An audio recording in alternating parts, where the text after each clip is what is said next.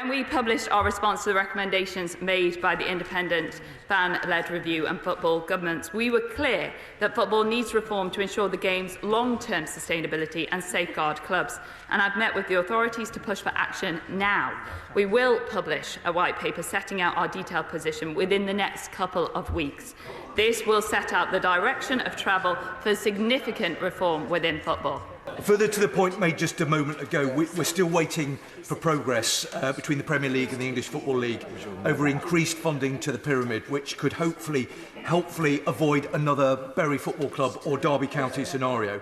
The Minister and the Secretary of State just mentioned the white paper, but given that it may be 18 months before any new regulator might be operational, can the Secretary of State say what she's going to do in the interim to break the deadlock and ensure that football clubs are financially sustainable for the longer term? Okay, whilst we will publish the white paper in 2 weeks' time, it is clear that football does not need to wait for the government to act, and both myself and the Minister for Sport have had several meetings trying to push that along, and I urge football to act now because it is in their interest as well to safeguard clubs and to protect the interests of fans.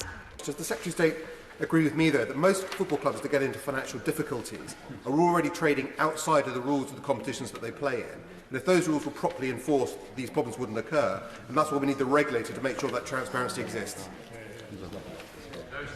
As always, my honourable friend talks a great deal of sense, and I completely agree with him, which is why this government will be acting. It will be standing up in the interests of clubs and the interests of fans to ensure that the regulator is in place to do just that. But of course, the rules of the game could be enforced now.